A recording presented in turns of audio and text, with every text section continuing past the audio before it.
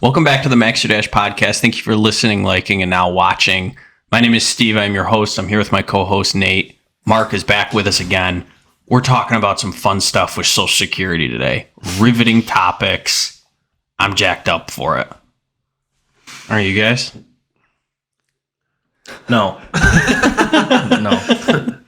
This is important. Okay, Mark, please. It is very important. It's very important. But it's not fun. There's a lot of things that are frustrating about it to me, but we'll get into it. We'll talk about that. Max Your Dash moments. If you're new here, we do a Max Your Dash moment at the beginning of every episode where we talk about, since the last time we did an episode, what was a time we were feeling pure joy and happiness. Just spreading the good news.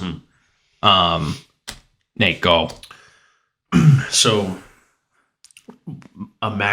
food is one of my Max Your Dash categories, and last night I had an unbelievable meal. I had this sea bass dish at the country club. Mark was there, a couple buddies. We were enjoying some nice wine, eating this fish, and it was literally, I think, the best fish I've ever had in my life. It was so good. I can't wait to order it again. It's interesting. And I must have told like 5 or 6 people about it today. Do you think you could cook up a mean sea bass? I kind of want to try. It was like charred perfectly. Like they keep the skin on one side of it, which is kind of weird, like to eat fish skin. But they char it and it's got a lot of good flavor to it. It's amazing. You eat the skin? Yeah. Wait, do they just give you eat the skin? Yeah. Ooh. On certain fish you do. Do they just take the scales off? That's gross. Do they just give you guys like a menu at the clubhouse and you just choose what you want? Mm-hmm. It's a restaurant. It's open to the public. I was literally... Oh, it is? I think I was there like once. I don't know why I was there. Tell you what you're eating today. Grab your styrofoam tray. You just get in line. All right, Marky. Mine is that we went over to Dinkers in East Rochester and we played pickleball for the first time, and it was an absolute blast. Great workout, sore for a few days afterwards. Definitely want to do it again. I think we were on average about 40 years younger than everyone else there. Yeah. But still a lot of fun. I think next time we go, we're going to go challenge some of those guys. Yeah, dude, that sport is on the rise. Social Security. Yeah.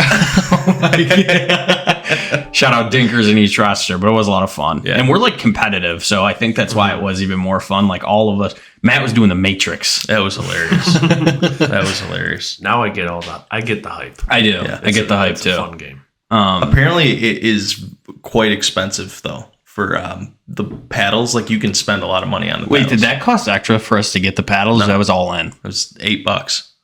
Yeah, it's crazy. So cheap. But yeah, my uncle plays, and he was telling me that like he just bought a new paddle, and it was like $200. I was like, what? It looks like it should cost like $20. Yeah. Well, you're used to expensive sports, the golf. Yeah. Like there can't be another more expensive sport than golf. Yeah. I mean, right? Like if you're playing football or basketball, you're just buying shoes. Yeah, that's true. Hockey, I guess, is kind of pricey. Right. Yeah, you're right. Probably right. My Max Your Dash moment. My sister is pregnant again, so by Christmas we're gonna have 4 kids in the family. Wow. But pretty cool. Are you? I could be an uncle again. I am a good uncle, but it's because like I don't have the responsibility of being a father, but like you get to, be like an offhand like role model for the kid. Since I'm a great role model. But yeah, no, that was cool. All right, let's get into Social Security today, guys. Let's do it. I think the first thing to ask is probably, why is this an important topic? Because if you're listening to this, you're probably like, okay, maybe I can skip through this or not listen to this one. But do not do that. Yeah, there's a listen chance to that this. when you introed it in the beginning that people already stopped listening. No, there's no way. No, because it was, we joke about it. Like, obviously it's not fun to talk about, but it's really important. Mm-hmm. Why? Yeah, I was kind of passionate about talking about this topic because a lot of people I think out there, they have at least heard from a friend or a colleague or something like, is Social Security going to be there someday? Like the amount of times I've heard in my career from clients, like, should I be counting on Social Security? It's a large amount of times. And typically I think most advisors, we we kind of assume like, yeah, you're going to get the benefit. We're not, maybe we want to change how much we're assuming you're going to get, but you're going to get it. And the reality is that we're within a 10-year window of the time that Social Security is projected to start to be depleted. What does that mean, though? Well, we're going to get into that, but it's a very serious concern. And why I think it's so important to talk about is that, sure, maybe a lot of our listeners are, I would imagine a lot of the demographic are younger people. This impacts you too. You should be aware of what it means to you, but really you should be very concerned about what it means to your parents. Right. Because I was just looking up some stuff. Social Security retirement plays a huge role in reducing poverty amongst the elderly population. Without Social Security, an estimated 40% of Americans would be living in poverty. Wow. Over half of the people that are on Social Security retirement, and that's what we're going to really focus on today, Social Security retirement benefits, but over half of them, this makes up more than half of their retirement income. So it's a massive deal to a huge part of the population. And maybe you're not collecting Social Security benefits anytime soon, but you should care very much about demographics of our country and the overall economics of our country, and you should hopefully care about your parents' finances. So this is a big issue. Might be one of the biggest issues facing America. I think, and it's coming faster than I remember getting in this career and hearing these like stats about Social Security is going to run out in 2030 something, and this was back in 2010, and I'm like, wow, that's still a long time from now. Now it's like, holy shit. Yeah. We're within 10 years of this. I think we want to get people out of the mindset, because you just said this. We even probably thought this at some point. Everyone probably, it'll fix itself. They'll figure it out. That's not a good plan. Right. Well, what if they don't? Well, no, it's not a plan at all. Right. It's literally just hoping that it's going to work out in the end. So let's start with how you can actually look at your Social Security projections, because I don't know if many people know that you can just go online and see what that looks like. Yeah. So I don't know. I don't know when this happened, but sometime I think in the last 10 years, they stopped mailing out Social Security statements. So you have to go online to ssa.gov and create an account, and you can access your Social Security statement. We'll link it in the description. What's that? We'll link it in the description. Yeah. Yeah. So ssa.gov, go on, create an account. It's very easy to do. It's not, even though it's a government website, it's not what you think it is. It's really easy to use, really easy to find your statement, and see where you're at. It gets updated every year, shows all your historical earnings. How is Social Security calculated? Like how is it? How do they figure out how much you're going to get, Mark? It's based on your highest 40 quarters of earnings. So it's not consecutive years necessarily, but you need at least 10 years of work, highest 40 quarters of earnings. So there's 4 quarters in a year times 10, 40. So whatever those highest 10 years were. So, if you've been, let's say you did a phased retirement or something like that, and your highest earnings were in your 40s and you slowed down in your 50s, just because your income might be lower in your 50s doesn't mean it's based off of those years. It's actually based off of your highest 40 quarters of earnings. Okay. So give these people, like, how long you think it would take them to do the login, look at when you can see your Social Security projection? 5 minutes? Less than 5, I think, as long as you know how to use an email address. Okay. If you had to actually try to guess to the second, how long do you think it would take? 2 minutes and 46 seconds. That's quick. That's pretty fast. It is really go quick. look. I mean, if you care about your finances and the future of America, can you please spend 2 minutes and 36 seconds to get educated on this? Yeah, it took me more time to remember my password than it did to get everything set up. So I think the main part is we want to talk about the current concerns with Social Security, but do you think it would be valuable? Like, how does Social Security actually work? Like, everyone pays into it. It's essentially a big sum of money. You get a payout eventually. Yeah. So if you're an employee of a company, you pay a portion of your FICA taxes, and part of your FICA taxes go towards Social Security or old age, survivors, and disability insurance. The rest of it goes towards Medicare. So 12.4% of your pay, up to a limit, and we'll talk about that in a little bit here, goes as FICA taxes. So that's going to be, that goes towards old age security and disability insurance. if you're an employee of a company, half of that comes out of your paycheck. The other half your employer pays. If you're self-employed, you pay all of that, all 12.4%. Add on Medicare brings you up to a total of 15.3%. So if you're an employee, 7.65% of your paycheck is coming out and going towards Social Security and Medicare. Easy way to understand it. There is, again, an income cap on what that tax applies to. For 2023, Social Security wage base is $160,200. Last year, it was $147,000. That's actually a pretty big hike. Went up $13,000 in 1 year. So that tax only applies to your income up to that level. Beyond that, you're not paying that tax anymore. Okay. I would be, I guess, since we're talking about it, I would be shocked to know how many people actually notice that or know that at some point. If you're making over that number, let's say you're making $250,000 in a year, a little bit more than halfway through the year, you're getting in a sense, a 7.65% raise because they're not taking that tax on your paycheck anymore. Yeah. What do you do with that money when that happens? I'd be kind of curious to know that, but I would be shocked to know, how many people actually know that stops at. Well, I don't think many people actually know. Like, they look at their paycheck, they know a bunch came out for taxes, but they probably don't even know the split between, like you're saying, Medicare, Social Security. Like, they know, but they're like, what even is that? They're just like, I have to give money to the government for my paycheck. Yeah. And that's where some of my frustrations come from with it. It's like, listen, that's a big percentage of your money. It's 12.4% between employee and employer contributions to that system. That's completely out of your control, that we're talking about not having enough money. Right.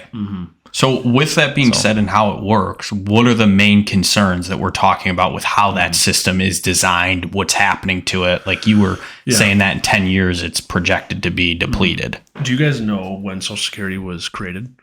No. I'm going to guess. Was John Quincy Adams in office? 1912.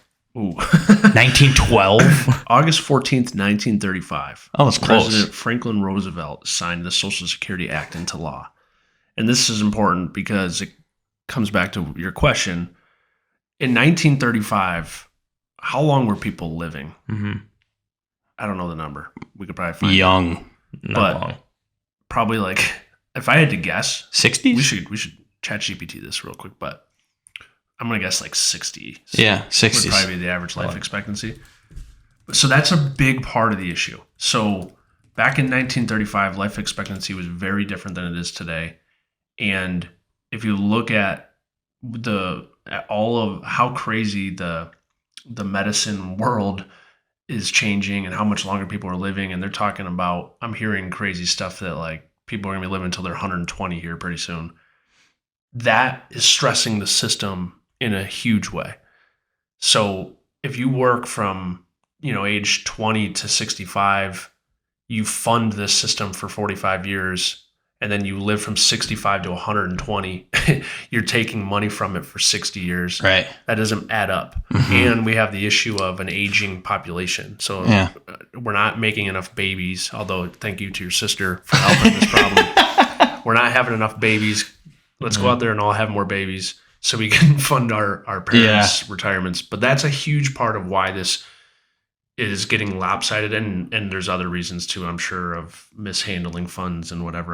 We don't want to get too far into that. So you got less workers paying in, more people collecting it, and they're living longer. Do you want the answer to that question? Because it's hilarious. Yeah. Approximately 61.7 years old. So it sounds like they were just robbing people, knowing they were never when going to they pay these used it. benefits When out. would they use it? Did they set it up initially to pay at 65? I don't know. I mean, That's crazy. The average age of retirement couldn't have been much earlier than maybe. If people were maybe only it living was. until they're 61 and they set it up to 60. Wait, so from what you're saying, is the solution literally there has to be more workers or more people, or they just increase the tax on it? Like, so you have to pay more into it? That's a great question. We're not here to solve this for the government, but I'm just curious. Yeah, I mean, you saw, I don't forget how long ago it was. How long ago was it that they changed full retirement age from 65 to 67 for certain people? It wasn't that long ago. It was 2015? I don't know. It was definitely in my career, so sometime after 2009. It wasn't that long ago. So you saw they've pushed back the age of full retirement. you're going to probably 66, see that happen more. Right. Right. Because the longer you delay it, the more you get. Yep, that can help. They obviously can increase our taxes. That can help. But here's where it gets interesting, and not to get the podcast into a political conversation, but part of the reason that this problem hasn't been solved is because to solve it, you have to make very difficult choices that impact America in a negative way. I mean, and politicians do not want to. They're not going to get reelected by saying, we're good news. We're going to be raising your taxes so that we can continue to fund Social Security. Or, hey, good news. We're going to raise the age that you can start getting Social Security. None of those things sound good to voters. So this issue hasn't been tackled because we need somebody to be brave enough to actually tackle it and face the consequences of that. But that's the issue. You told me not to ask something like this, Mark, but what percentage of all financial plans do you think right now rely on it succeeds only if they have Social Security? The vast majority. I just told you that. Yeah, 40% of people would be in poverty if they didn't get it. So it's almost half of the people in retirement today are relying completely on it. Yeah. Right. So how do you protect yourself? Good question.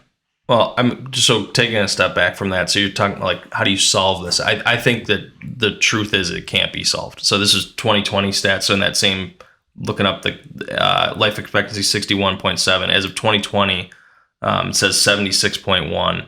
So it's 15 years of increased life expectancy in 80 years or something like that. Mm-hmm. But that's always going to change. So you can't permanently solve this. They're always going to have to make adjustments to this. Yeah. And we should clarify, what does it actually mean? Yeah. So when we say in 2030, is it 2034 or 2032? I'm going to read off of my Social Security statement right now. Yeah. Okay. Let's clarify what this issue actually means. I downloaded my Social Security statement, which we told you takes 2 minutes and 37 seconds or 46 seconds to do. So please go do that. The Social Security taxes you pay into the Social Security trust funds that are used to pay benefits to current beneficiaries. The Social Security Board of Trustees estimates that based on current law, the trust funds will be able to pay benefits in full and on time until 2035. In 2035, Social Security would be able to pay about $800 for every $1,000 in benefits scheduled. Well, so that's 12 years from now. Do they have that in giant red lettering on the front? It's at the bottom of page 3, and it's literally 1 inch of the page. So everyone is being made aware that in 12 years you're going to get 80% of the benefits that you were promised. You're kind of being made aware. They put it at the bottom of page 3. But it's true. Yeah, right. Yeah. But it's hilarious. So the information you get this for is on page 1. All your projected Social Security benefits are on page 1. Your disability benefits, your survivor benefits, information on Medicare, all on page 1. Page 2 shows all of your earnings. In a 1 inch, tiny little part of the bottom of page 3, which everyone's probably already closed out of the document. Yeah. Before they even got to that page. Mm-hmm. That's where it says it. Gosh, dude. Yeah. That is I just scary. saw in 2020, the total outlay of Social Security benefits was approximately just over $1 trillion. So think about, again, going back to the first question, why is this important? This is a huge part of America's economy. Mm-hmm. It's a huge part of most people's financial plans. We need to be more educated on it. And we need to be preparing we cannot sit back and have our plan be, they'll figure it out. But yeah, so what do you do if it doesn't get figured out? Yeah, what do you do to prepare for that? And one thing that really motivated me to want to talk about this topic was I was working on a client's retirement plan the other day. And so if you're a client of ours, you know that we talk a lot about your Monte Carlo score in retirement, which shows the percentage of the time that your money outlived you, basically. Mm-hmm. And we don't need to go too into the weeds of what Monte Carlo means, but this client had a 84% Monte Carlo score, assuming full retirement benefits from Social Security, and a 50% score if you drop it down to 80% of the benefit, which is what the statement is saying they're going to. Yeah, mm-hmm. That's a giant change in outcome. Mm-hmm. So, to answer your question, what can you do? Number one is we need to stress test your financial plan to assume 80% of the benefits being paid, mm-hmm. just to see, are you still okay? For a lot of people, I think they're probably going to be okay. like a lot of the clients we work with, I feel like we're not like solely relying on Social Security, but a lot of people might not be aware of that change that's going to happen to the Monte Carlo score.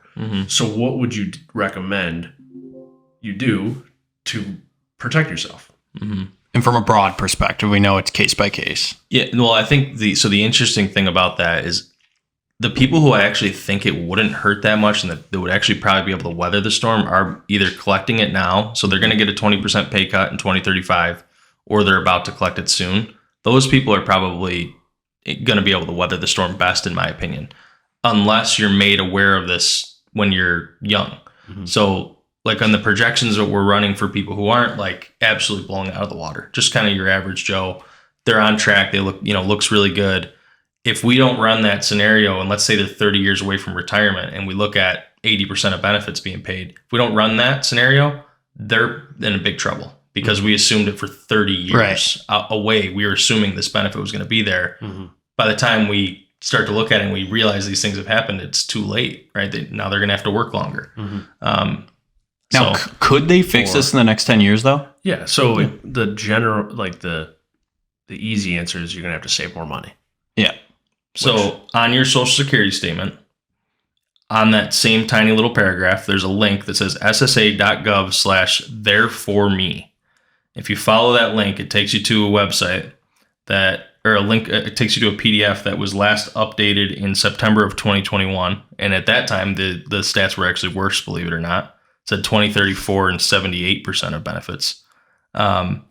But it's kind of funny in here. It just says, if there's not enough money, we can't pay it out. And then it says in 1977 and 1983, Congress made substantial changes to the program that resulted in $2.9 trillion in trust funds today.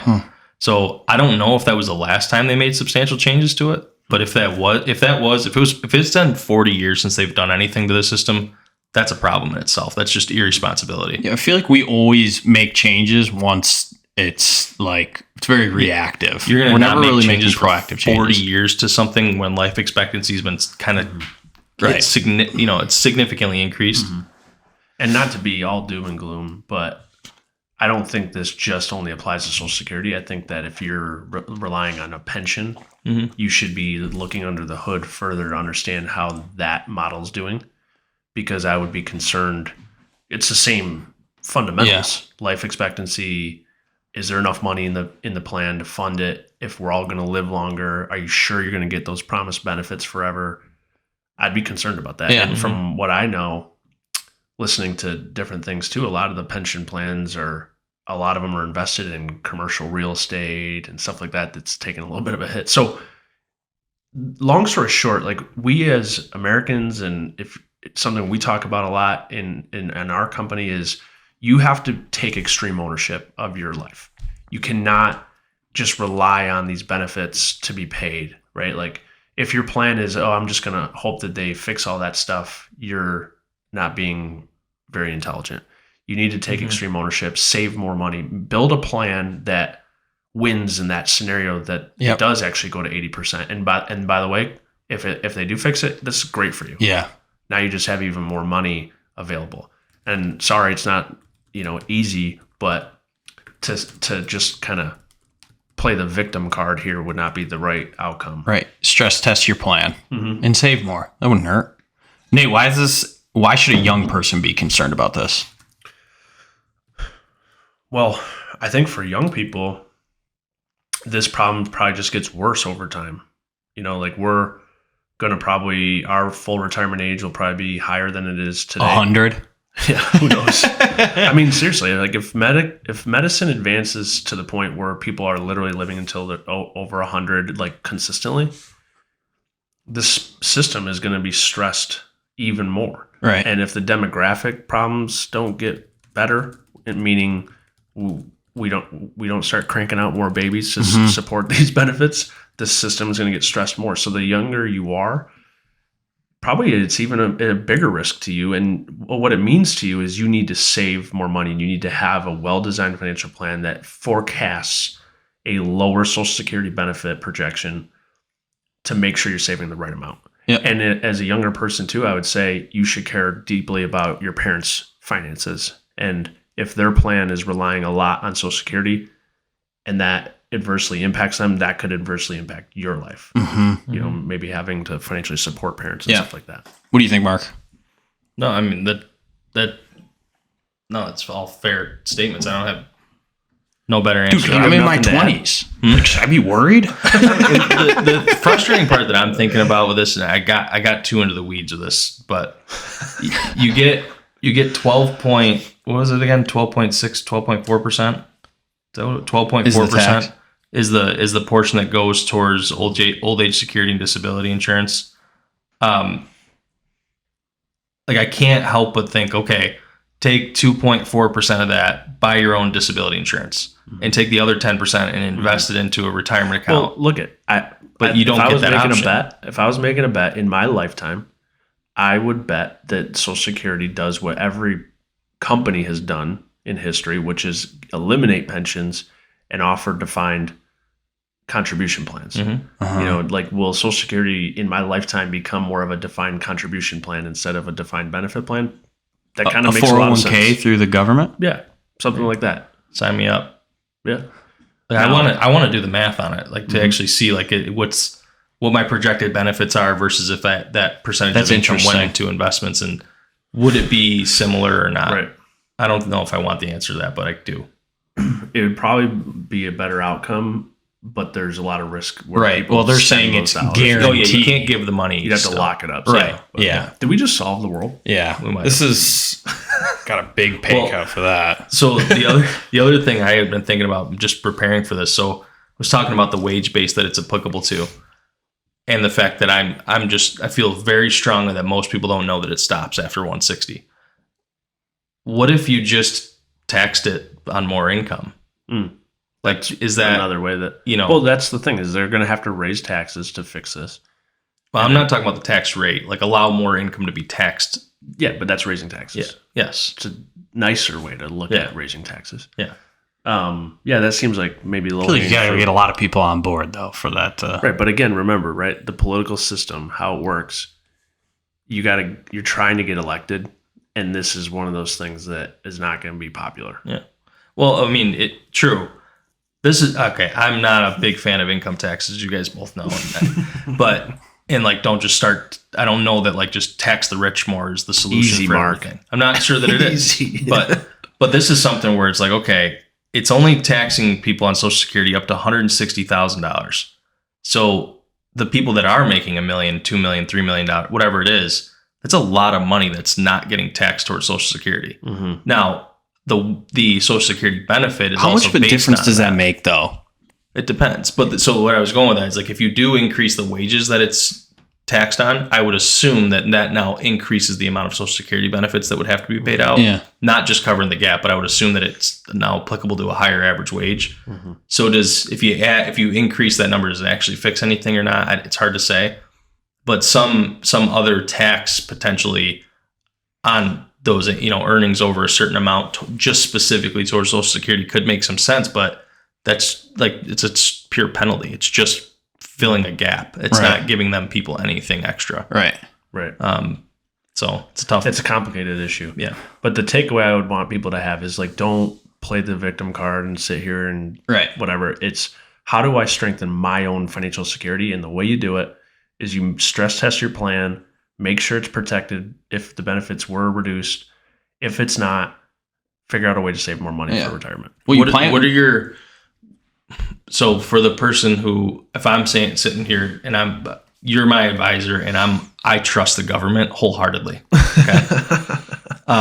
I say to you, Nate, well, if I have to put more money away, that now takes away from me being able to do stuff, right? Because the assumption, like the cookie cutter of put 10% into retirement and, save 20% of your income and you're going to be fine. Because that also factors in Social Security is going to be there. But I say to you, well, now I'm not going to be able to max my dash. Because I got to save another 10% of my income or 5% of my income, whatever it is. That's all going to discretionary expenses.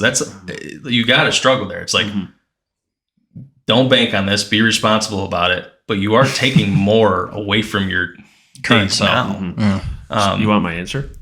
I got a couple of good ideas already. What's that? Number one, I'd say write letters to your government officials to make sure that they start tackling this issue.